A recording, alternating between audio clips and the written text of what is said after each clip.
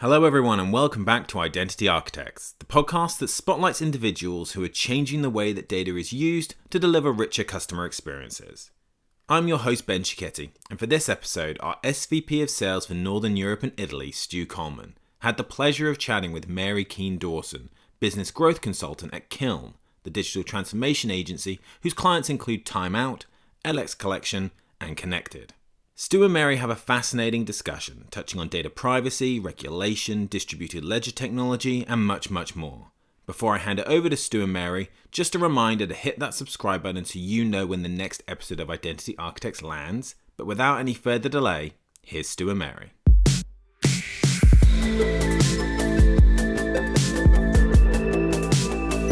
Hello everyone, welcome back to Identity Architects. I'm really pleased this week to welcome Mary Keane-Dawson, one of our industry's gems, I'd call her.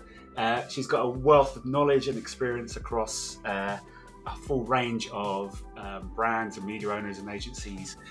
She's an absolute delight to talk to, and normally when we talk it goes on for hours and we go off on random subjects. So I'm going to try very hard today to kind of keep us on track a little bit. We've got some really interesting questions for her. I'm going to dive into some specific knowledge she has around some stuff that I think you're all going to find interesting. Normal format, we're going to start with some quick fire questions and try and learn a little bit about Mary and her history, and then we're going to get into some detailed questions around some of the really interesting subjects. I'm going to try and talk as little as I possibly can because she's definitely the interesting one. So I'm going to hand it over immediately to Mary with, hi Mary, how are you?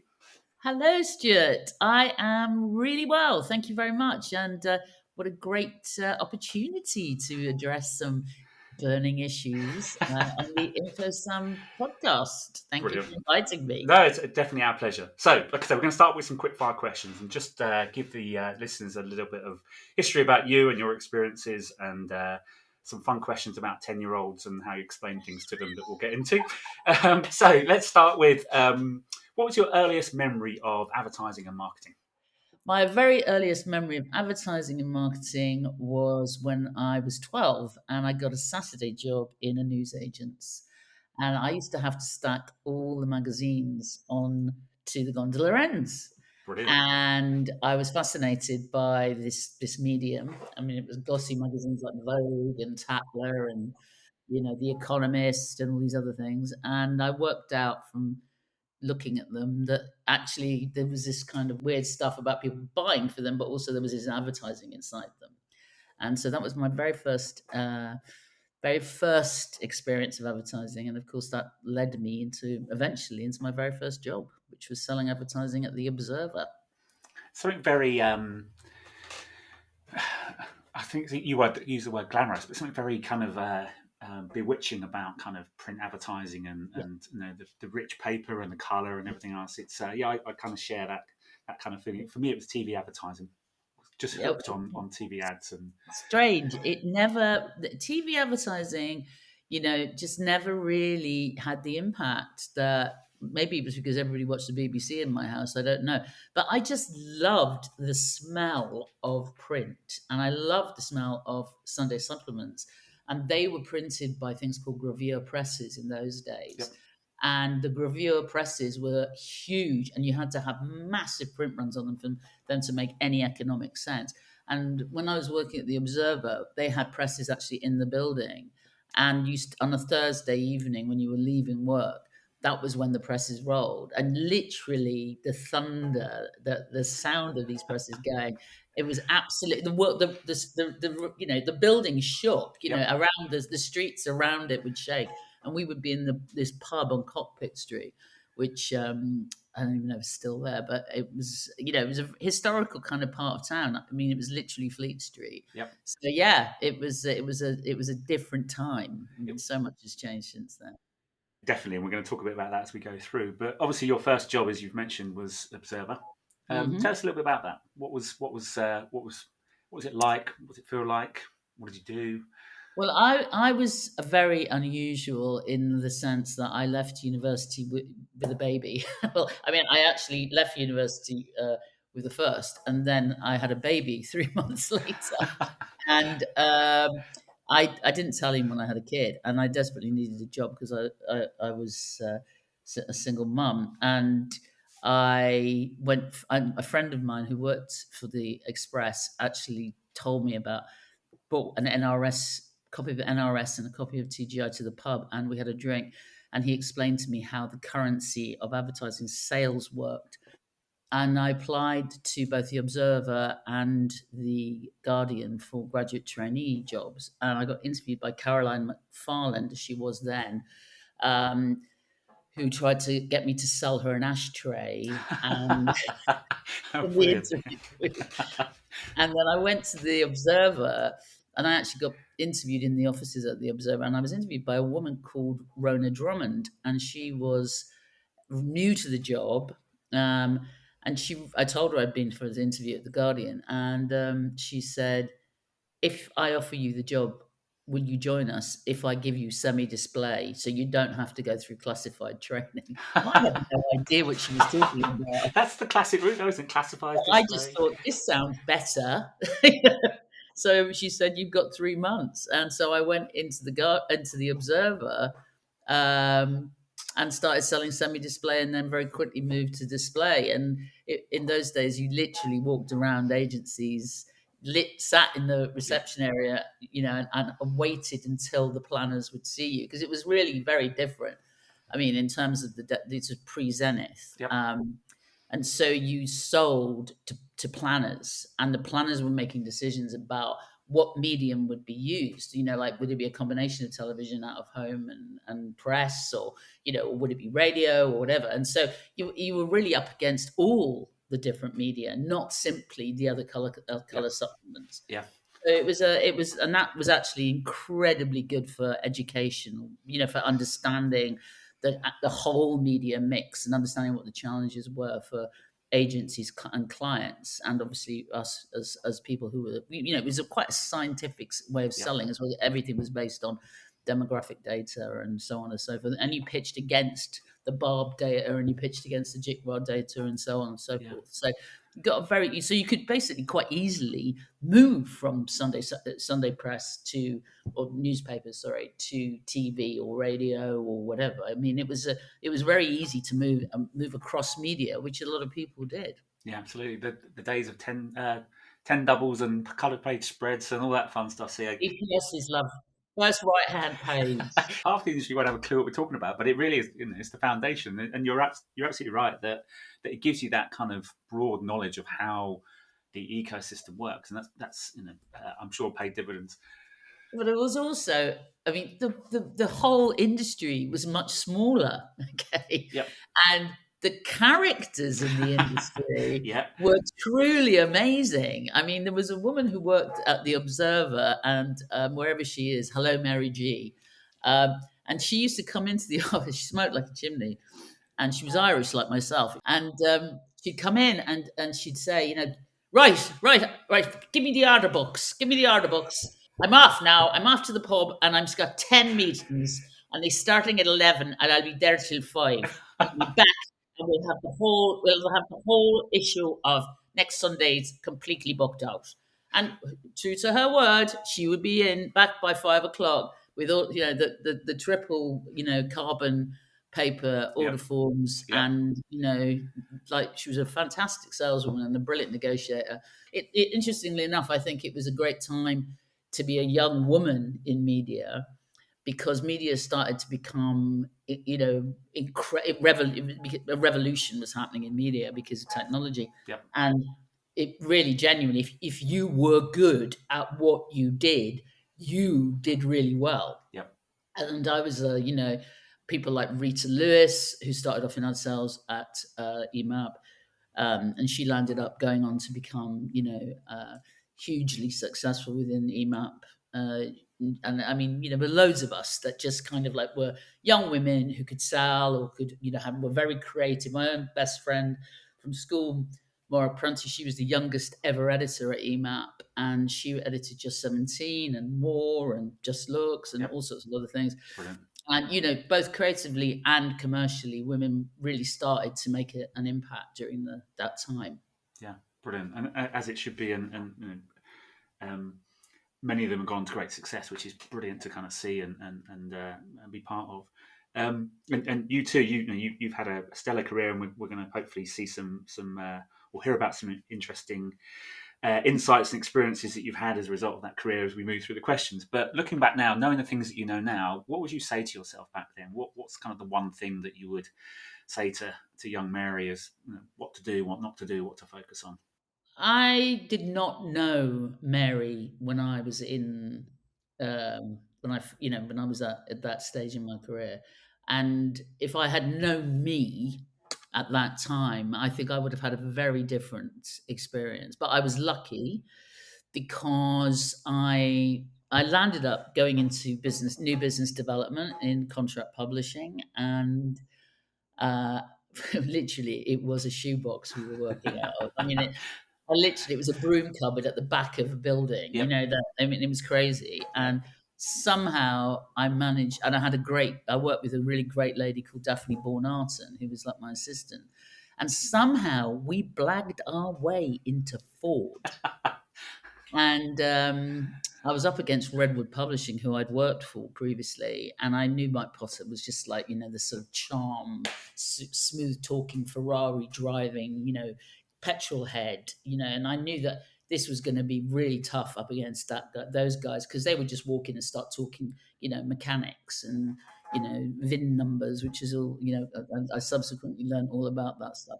And I knew that if I was going to win the account, I would really have to impress in a big way. And I was so fortunate. I met a guy called Sir Ian McAllister, who was chairman of Ford of Britain.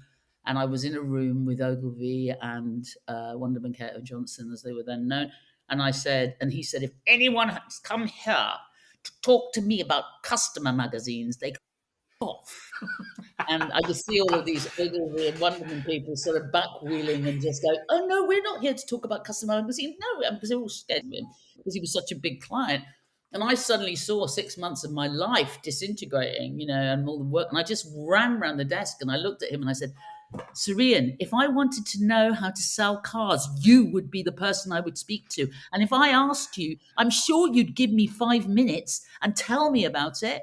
I said, so give me 5 minutes. And he said, okay, you've got 5 minutes. And 2 hours later, I walked out of there with the business. And he became like this massive supporter of mine. I mean, he was an evangelical Christian. I mean, he was like, he was 60. He must have been 60 when I worked for him. He seemed like he was 60 anyway. And he was amazing. And he was such an incredible, he just was like, we've got to change and we've got to become more female. I mean, he was so ahead of the curve, And he put me on something called the Vehicle Launch Committee, and so I was the very first woman to be on a vehicle launch committee at Ford. At Ford, they'd never had a woman on one of them before, and in the UK that is. And I mean, it was an incredible experience, and to be from like literally a back room, broom cupboard to front of house. We built the magazine out, and it was rolled out pretty much everywhere in the world. So it was an incredible success and an incredible experience. But I mean, I always say to myself, Mary somehow knew she had to ask for that 5 minutes. And I think that was my, if I was, so therefore I would say to her, well done. Yep, absolutely.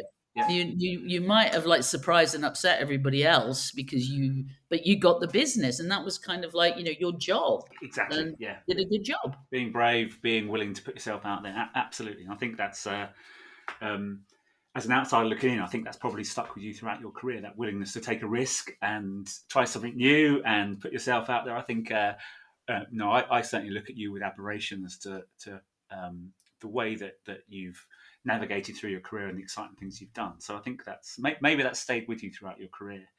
But rolling all the way forward, because it's great to have that history, and it's a really strong foundation for you. One of the things that you've done that's very progressive recently is involved with blockchain, and we're going to talk a bit about that as we go through. But I'm going to ask you the really difficult question, which is for our viewers out there who may know a little bit about blockchain or don't, we're going to treat them as kind of 10-year-old. How would you explain blockchain to a 10-year-old? Well, I'm going to say that I actually knew about this question in advance. Very kindly warned me about it. And I did ask a couple of my male colleagues about this, and they came back and gave me very convoluted explanations about nodes, proof of work, proof of stake, proof of all the proofs, Yep. and a long list of proofs, and then a thing about encoding and double ledgers and authorities and whatever. And I kept on saying, but this is for a 10-year-old. So this morning, I rang up my friend Jenny Stanley, who's absolutely brilliant, and I said, how would you explain blockchain to a 10-year-old, Jen? And she just said to me, blockchain is a system of recording a piece of information in a way that makes it extremely difficult or impossible to lie, cheat, hack, or play the system. Essentially, a blockchain is a digital record of the same action that's verified independently in several different places, so it becomes the truth. Very good. Even I understand it now. Brilliant. Love So that. what I want to say to you is this, right? Dissemination of information and complexity, ask a woman. My wife says the same thing, and she's always right. So, but no, I completely agree. I think the other thing about that is, and maybe we'll touch on this when we get a bit deeper in some of the other questions. But particularly in the modern ad tech industry, martech industry, we like to make things complicated because we like to make them It's always sound been cool. so. Oh, exactly. But it's. I'm a big fan, and I like that explanation for that very reason, which is making it simple, makes it accessible. It doesn't matter how; it matters why, and I think that's a really important part of it. But I think it has always been thus. I mean, back in the day, you would go to the printers and you would sit there while the prints were rolling. Okay, the print presses were running, and the printers would speak in Esperanto. They would speak in a language which was full of acronyms and phraseology that nobody could understand because it was their language, and it allowed them to retain this aura of expertise and knowledge that was, because you didn't understand what they were speaking about, you couldn't break through. Yeah. And that stuff has always irritated me deeply because I think that the best way to be is the smartest idiot in the room. And you ask those kind of the questions that you need to ask, which is, what does that mean in English, please? Yep. Because this kind of like over engineering stuff and making things really complicated is actually a recipe to also make things obfuscated. Yep. Okay, and that results in a lack of transparency. You know where this is headed, Stuart. Maybe. That's been a bit of a problem in our industry. Yeah, maybe a little bit. Good. Right. A couple more quick fire questions, then we'll jump into the more kind of detailed ones. So, when you're lying there at night and you can't go to sleep, what's the thing that's keeping you awake? I sleep really well, but there have been occasions in my life when I have been, I haven't been able to sleep because I've realized that I've been working in environments where, I'm not liked, or I'm not obeying, the country club rule book that nobody's ever seen, and no one's explained to me why, and there's that kind of friction that can be very hurtful. And I think that there's a kind of, if you're a successful woman in business, often you are perceived to be as hard as nails and covered in emotionally you're just not there at all, you're not present, and nothing could be further from the truth. In my particular experience, I think that I care, I've always cared deeply about the business, but also the people. And that's why I've never been particularly good at hatchet jobs, because it's just this is about real humans, right? And it impacts on them. So I think that those things have kept me awake at night for sure. But right now, I mean, I'm working with Ben Williams and a guy called Mark Staunton Bennett, and they're just fantastic. They're just great, good human beings, Yep. and we just sort out any disagreements we might have, like, very easily, just by being adults. There's no toxicity. It's just not like that. Yep. And we're all very clear about wanting to do the best thing for our clients. That's it. Yeah. And if we're not doing, that's what, if that's your bar, then that's what you should be doing. And anything that's outside of that is actually just, noise. Yep. And you want to Just get rid of it. distraction gets in the way. Yeah. There's no need for it. I absolutely agree. So to dovetail to that, what kind of motivates you in the morning? What gets you going? Doing podcasts. Speaking to me, yes, I know. Thank you very much. So genuine. Absolutely love. I still love the business, and I still love clients and solving clients' problems. I mean, I know that might sound really basic, but at this stage, I think that's what I'm interested in. Otherwise, I'm certainly not interested in any of the other nonsense. Yeah. I'm that stuff. Thank you, but no, thank you. Yeah. Really, really only interested in helping. And I must say, this is important. It's my job is to serve, right? And I think that's what I hopefully do by helping where I can and advising where I can, and also pointing out the elephant in the room where I can. Yeah, and sometimes that's what's needed is some reality and some honesty and some kind of genuine view. So no, I think it's a great thing to be motivated about. I think. Yeah, totally, and I am still motivated. I mean, that's what I am excited by. I am also excited by the young people, and then the young people that I'm involved with. I'm a trustee of a charity called DigiLearning, which is founded by Lisa Goodchild and Sarah Wilson, who are two digital, digerati who come from a council estate in Peckham, and their story is incredible, and really truly they are, they absolutely do what they say they're going to do, and that's they help young and underprivileged and people who come from backgrounds where no one ever worked in advertising or wrote for the newspapers or had any of that experience or made radio programs unless they were, unless someone had been shot, and then they'd be on the news. They are opening the door to digital jobs in advertising, media, and technology to young people who, these are the Stormzy's of the future Stormzy's of our and the future Adele's of our industry, and we have to do as much as we possibly can to basically, and it's got to be done at grassroots, So I think that's one of the most exciting. I mean, I met this fabulous young woman called Narita a few weeks ago. I went and did a talk at MIQ, and she was there, and she was on an internship, or she was there as a observing. And I started talking to her, and I mean, she is super smart, but she's a refugee from Somalia, right?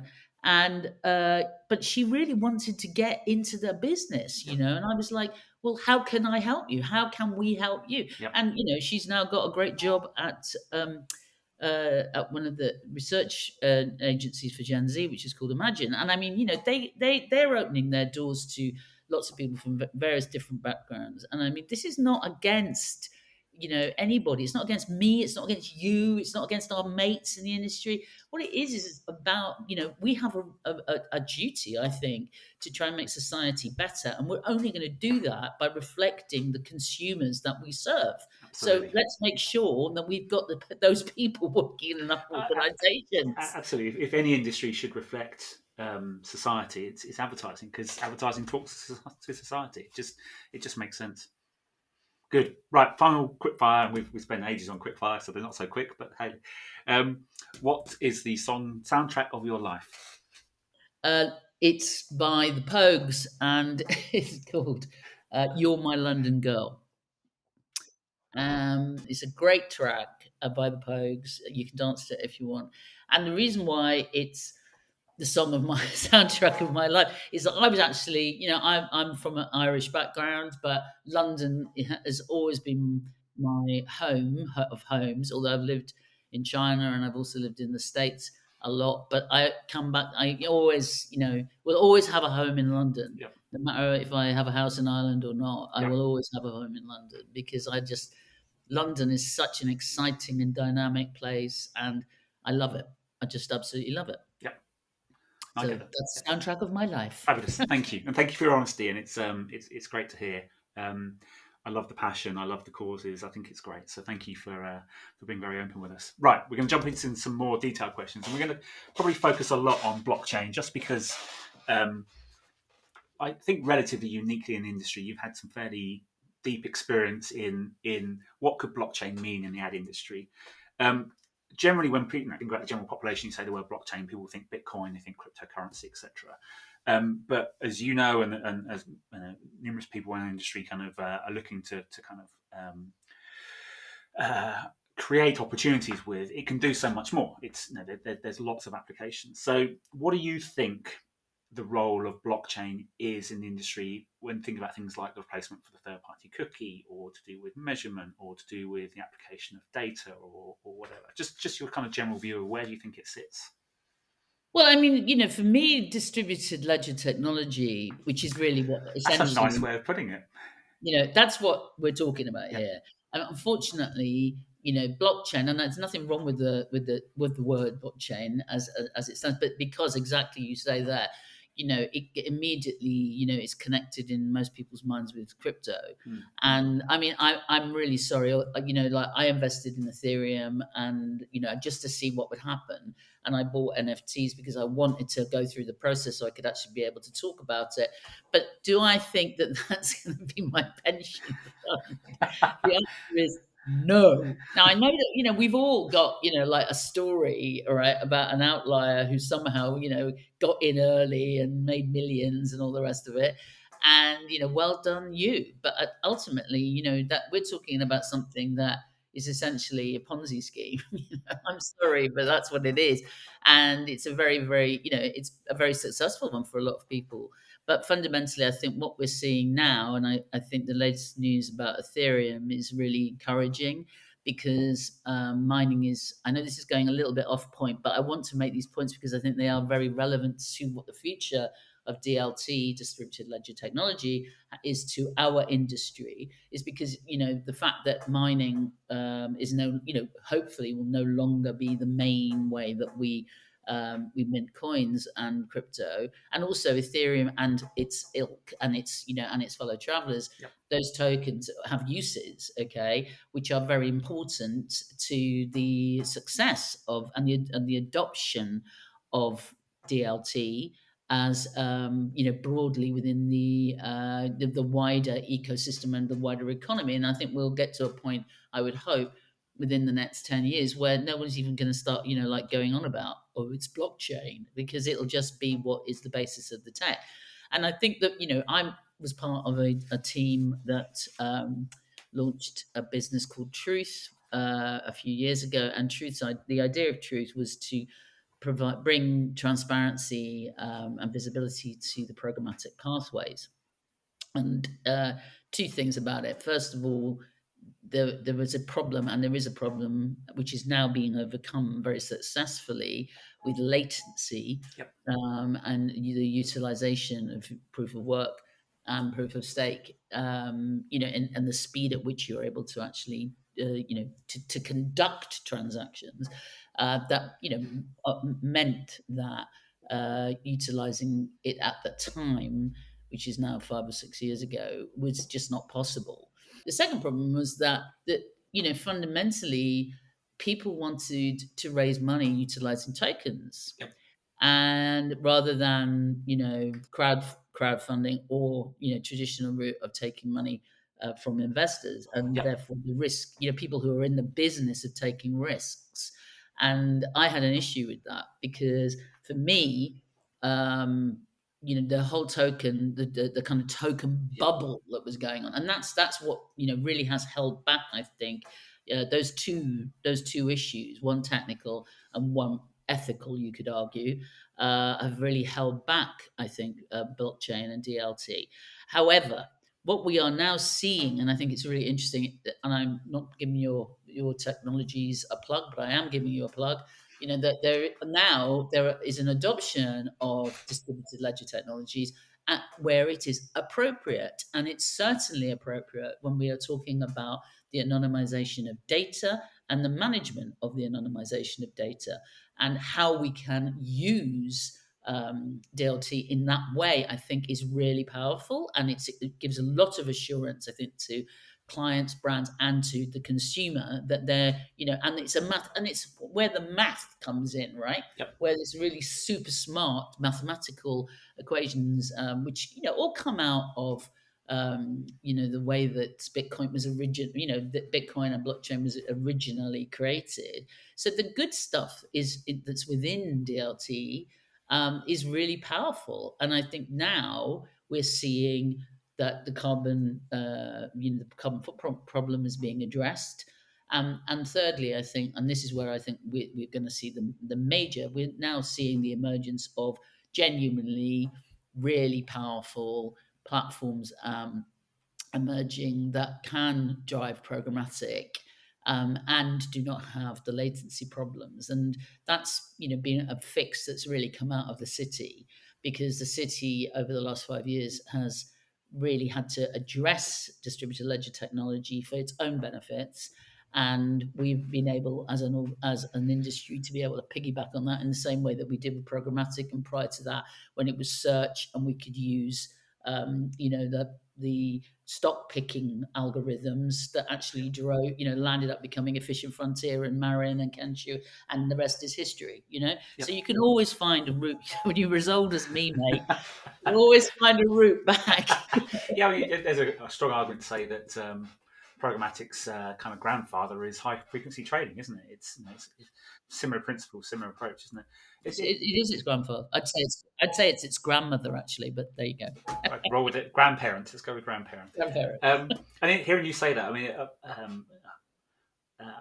I find blockchain and DLT and cryptocurrency a fascinating subject. I bounce between good, bad, good, bad, good, bad. But somebody said to me a long time ago, blockchain's the answer. What's the question? And I think for quite some time, and just reflecting on what you're saying, I think for quite some time, we were trying to find solutions for blockchain to answer, because we just wanted to invest in the technology. This is cool. Let's find something we can use it for.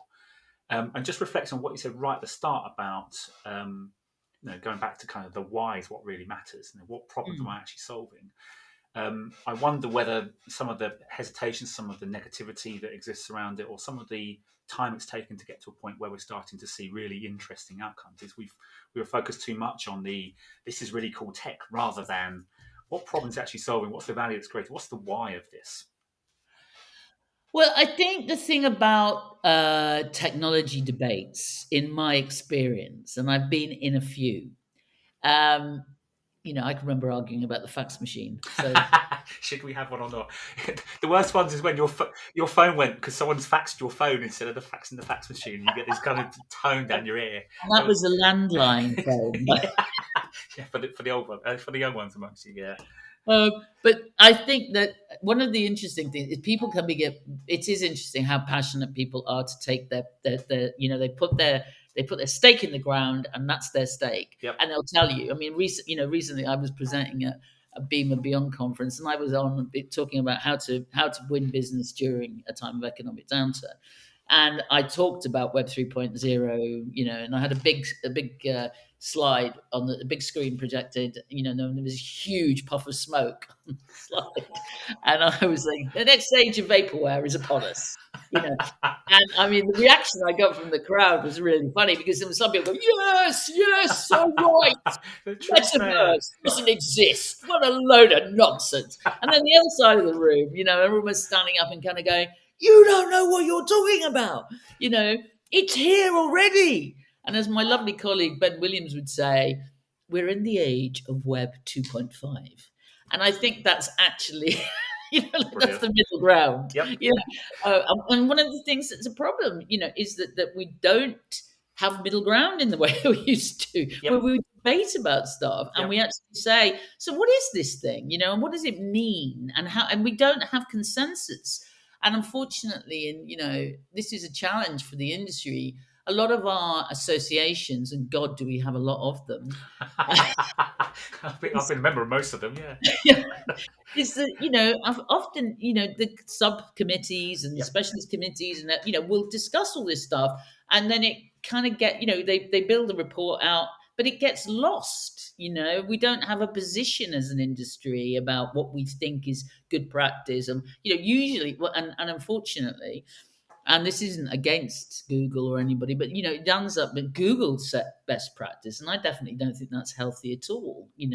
Because they're and best practice needs to be set by the industry. Yep. Yep. And there needs to be more consensus around what is good practice and what is bad practice. And I think technologies, it's really interesting now how Group M are reorganizing themselves into into what essentially are tech clusters, that are relevant to particular sectors of channels and sectors within the media mix. Yep. And outside, and as the media mix is becoming more and more diverse, then and more complex, then they're much more match fit, if you like, because they have got this technology at the heart of these various clusters that they're building, now reorganization. But it's taken a long time for them to get there, right? Yeah. And I think that the division, and of course that's just part of the way that as the business has gone from being that village around Fleet Street, or television studios, or the BBC and commercial radio, on a boat up the canal. And it's now and I mean, now it's global, right? And it's actually called global, Yep. and it's everything, because Yep. it's everything. That's one of the things we've this consolidation has led to these huge, massive multi-billion dollar businesses that are vast, have geographic, tentacles everywhere in the world. And within them, they have like incredibly powerful technologies that hoover up anything that's interesting that comes along before anybody else gets a chance to play with it, Yeah. or to and so Influence it, or to influence it. So it's still it's intriguing and it's interesting, but it's also it's hard to keep up to date with what the hell is going on in the technology sector. Yes, definitely. You also you need several degrees in various forms of data science and Correct. computer engineering, and tying back to your discussion earlier about the charity, and how do we make that accessible to people that perhaps don't have the same kind of opportunity to access that knowledge at an earlier age. Yeah. I think it's definitely something that as an industry we need to work on and find ways to whether it's simplify or make it more accessible, I don't know, but I'd love to see our industry go back to some basics of just good use technology because it's there and it's great, but just some good core reasons why that technology matters, rather than being so focused on the technology itself. Correct. I mean, technology for technology's sake. Yeah.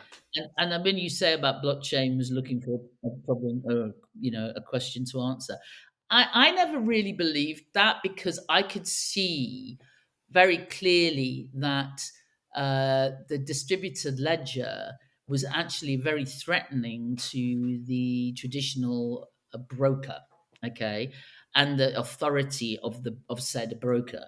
So for me, that was where I saw that opportunity, like I did, 20 odd years ago when I was in Marks and Spencer's and saw a woman kneeling down, and she had what was then called a Palm Pilot in her Wow, hand. that's And definitely going back. she was literally, like she was, reading barcodes. Mm. And I asked her what she was doing. She told me about, oh, it's a trial. They're going to check out whether the stock levels in store and what's going on in the warehouse can be connected in some way. And I'm just doing this, and she was a shop assistant that was on the floor. And I looked at that and I thought, the death of field marketing is upon us. Yep. And that's what is interesting about when you look at tech and you experience technology, and from the perspective of knowledge and experience and imagination, Yep. you can see and that's entrepreneurial, Yep. right? So when we talk about those kids that Lisa and Sarah and the teams at Digi Learning are working with, they all have entrepreneurship, because most of them are the children of immigrants or the underprivileged, and they know how to hustle. Yeah. And when you can hustle, you can use your imagination to work out what might happen. But you need knowledge of the world to be able to see how that might impact on, like I said there about the death of field marketing, because probably most of the people who are listening to this podcast Won't even know what it is. know what field marketing is. Oh, geez, you and I, we should do an old person's podcast. Old person here. Oh, it's back in the day. Brilliant. So, continuing with kind of the thought around DLT, as we're now going to call it, I've rebranded it. That's a great rebrand, a live rebrand with DLT. Yep, A good application is the influence it can have on data privacy, and I think you've kind of already pointed that out. And marketing itself is about kind of consumers and their needs and how we address those needs. That's fundamentally what we're trying to achieve. So as we kind of make that shift from the old world of the Swiss Army knife of third-party cookies, and they were great, but they're also rubbish at the same time, we move to this new world, whether it's DLT or other applications of tech, and we involve first-party data and privacy. What do you think? What kind of some of the challenges that the industry are going to face going through that journey? And if you had an endless supply of money and people to make it work, what would you do? How would you kind of overcome those issues? Well, I think the first number one issue is Google. Would you please stop extending the Well, importantly on that, I think the genie's out of the bottle. I think whether they get rid of it or not, the genie's out of the bottle. So. I absolutely think that that's the case. I mean, fundamentally, this, it's not, this is not a boast or anything. It's just, I'm a huge advocate for consumer privacy. And I have been fortunate to sit on the board of the Internet Commission, which has now been acquired by the Ombudsman, as well as advise the Home Secretary around online harms regarding the abuse of crime in our space, in the programmatic space, to be specific, and also the the impact of how, for example, Facebook and others, how easy it is to track and trap children in particular and vulnerable people, because there is no privacy, and that privacy is being abused constantly. So, we're in a sort of really, so therefore, yes, the cookie is part of it, but the whole area of privacy and the identity and protecting our identities and in my opinion, the actual ethical, impact and responsibility that organizations, that are way bigger than governments, in fact, have the gross national product, bigger than most, a large number, if not the majority of countries in the world. Yeah. It is not the power that exists within those organizations and the information that they have on us is so great that we are in this reverse engineering, situation. So it's, if I may be so honest as to say, we can't just keep burying our heads in the sand, Nick Clegg, about what's going on, and saying it's all good because we're nice, good people, and we will do no evil.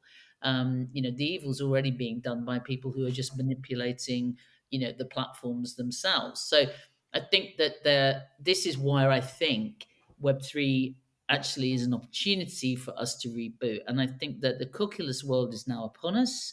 I think, there is a attitude within the industry that as long as I own the ID, then I have the power. And so we're just replicating the same, in my opinion, sorry, I've sworn already, so I'm not going to ask your permission to be able to swear. But, it's a up model, okay, that actually, on one hand, we say we really care deeply about the consumer, and our job, I could have been reading, from my first sales manual, our job in marketing is to inform the consumer about things that they need and that we'll be able to provide them with. That's what advertising does. We're here to do good, and that's what we want to do. But the reality is that increasingly we're abusing that by selling their information and wrapping it up in ways which are unethical. Not only are they unethical, they absolutely, we don't care what happens to the people and what if they get ripped off or they're just being monetized into the ground. and they don't have any share of the action. And I admire organizations that are trying to, raise awareness amongst consumers about this data business that is, essentially. But I think they're on a hiding to nowhere at this moment in time. Now, it may well change. If in my lifetime, I would like to see it change in my lifetime. But I think that most people, they just want the service. And I think the trade of, I give you my data and in return, you let me play with this stuff is basically now ingrained in the habits of mankind and womankind and humankind. And that is where we are. And we have to address the reality of the situation. So, given that that is the reality and the addiction is already there, then I think that it's absolutely vital that we force regulation, and I think that's the only way that we will see the protection of the consumer, and that's us too, by the way, Yep. will come to fruition. So, if I had all the money in the world, I would be heavily lobbying government and trying to fund experts like you and people far better than me to be explaining to the legislators that this is how it actually works. Yep. And in reality, when we had GDPR and it was designed and it was created and all that, people who actually wrote that did not know anything about the industry, and Well, that's vivid. It's as clear as day. Yeah. Like we all laughed. Well, I was in Brussels a fair bit during that time, Yeah. and there was a general sense that nobody really knew how the internet worked. No, they didn't. And I was actually in a meeting at that time where they brought what they thought was really smart was they brought a guy in from Google, okay, and this guy from Google who was really smart, and he was an engineer, and he had no knowledge or understanding of marketing, none whatsoever, Yeah. zero. Yeah. And of course that was the thing. They thought all the engineers are responsible for this. The engineers aren't responsible for that. It is a collect. I mean, this is the way that one thing that we can point to in truth is to say that our industry has to be collaborative because, as I said, essentially, if it's not collaborative, it doesn't work. Yep. Okay. Yep. And so collaboration, because of the complexity, means that if you are going to actually debate about a cookieless world and what ID means and and the ethical and moral and corporate governance issues that sit around that technology, then you have to have a room where you have people from different backgrounds and expertise from the industry, right? That will find consensus. Goes back to consensus. Yep. That's a mystery. Yeah, absolutely. And we're almost up on time, so just Right. one final point on that, and then I'm going to ask you the last question, which is the most important one. So just on that, I mean, two things I would say. One is, I think, and I'm a consumer and you're a consumer, so we have an opinion, we have a view on this. We have a more informed view, but I think generally consumers are okay with the concept of knowledge about me being used to improve my experience. Whether that's a physical experience with how a website runs or whether it's ads or whatever. I think generally people are okay with that and the value exchange that exists there. What they're not okay with is the practices that go on that see that information flowing around unfettered to people that I've got no idea of. So, agree, disagree, I don't know. But for me, it's a big part of that is solving the process, not necessarily the principle. Yeah, I don't disagree with that, but I mean, process is fundamental to the success of any endeavor, right?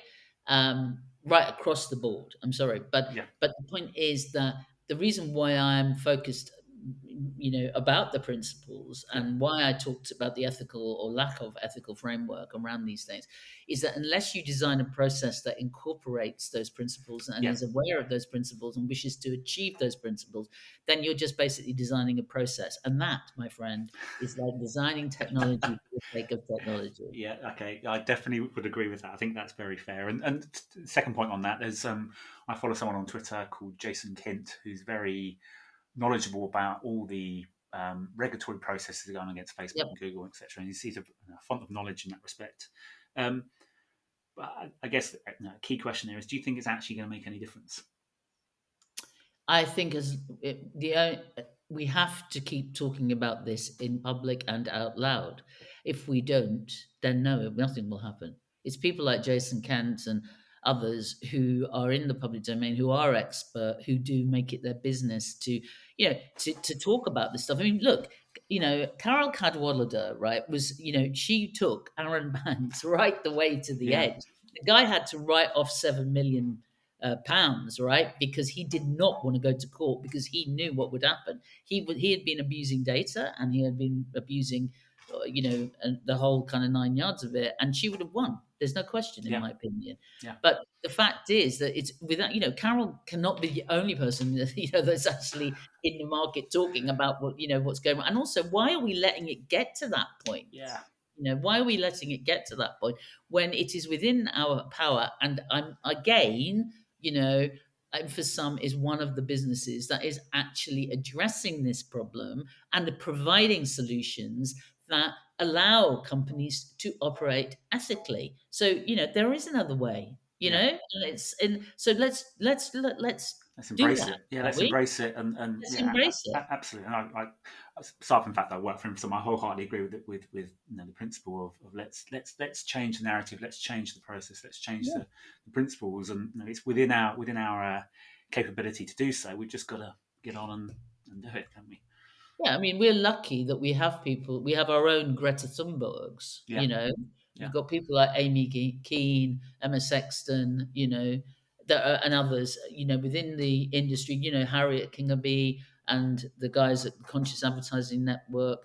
There are people talking about this publicly, that there are technologies like, the programmatic technologies like Goodloop that are actually in the space, and more. I mean, there are other varieties available of good companies and good technology that are ethically operating in a more consumer-oriented way. Yeah. And I think these are the examples, and clients need to be telling their agencies and their partners, we want to work with those guys because they're doing the right thing, and we want to do the right thing. Yeah, absolutely. Mary, it's been a delight talking to you. Thank you. Again, your honesty, your knowledge, your experience. I could speak to you for hours and learn every time I do. So thank you very much for taking time. I have one last question for you. So we do these Identity Architects podcasts fairly regularly. If you wanted to listen to an Identity Architects podcast, who is it that you'd want to listen to? Who should we go and talk to next? I think you should go and talk to Lisa Goodchild, the founder of Digi Learning. Okay, that sounds fantastic. Thank you. Well, tell her I told you that. I will, don't worry. We'll definitely mention you. Again, thank you for your time. Thank you, everybody, for listening. And look forward to seeing you on the next one.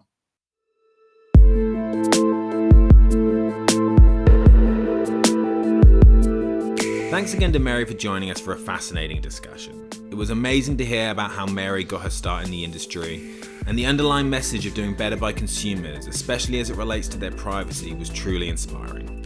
All that leaves for me to do is to remind you to hit that subscribe button so you know when the next episode of Identity Architects lands. But until then, thanks for listening.